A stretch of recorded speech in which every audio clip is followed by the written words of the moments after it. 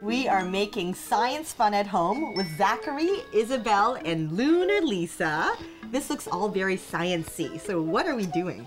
Okay, well, I brought out all the cool supplies, but really we could just use plain plastic cups. We're going to be looking at the indicator. And when we look at the root word indicate, it's going to tell us something.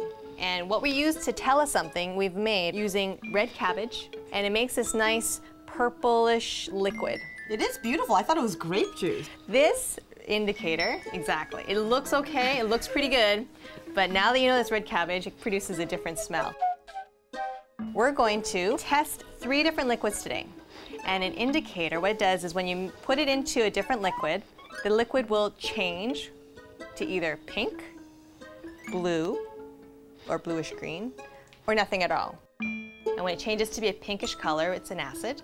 And when it turns to be more of the bluish green, it's more in the basic. We call that a base. Let's get experimenting. Okay. The first test tube is filled with this yellow liquid, lemon juice. Second, a little bit of H2O and a little bit of baking soda. And the third, we've got vinegar.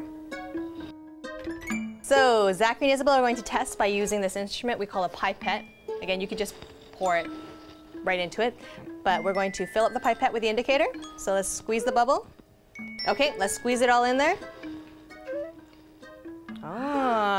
Pink. So what is that now? Acid or a base? Acid. Good, let's try number 2. So this is with water and baking soda. Blue. What is that then? Base. Base, good.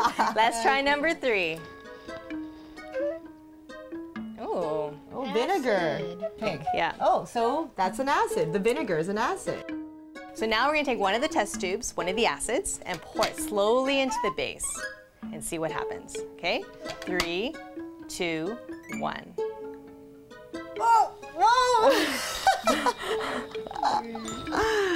What exactly is happening here? Well, when you take an acid and a base and you mix them together, it could be either one of the lemon or the vinegar, it doesn't matter, and there's a reaction. What happens is we call it the pH balance, or the pH number, it actually becomes neutral. But something big happened. It's a chemical reaction.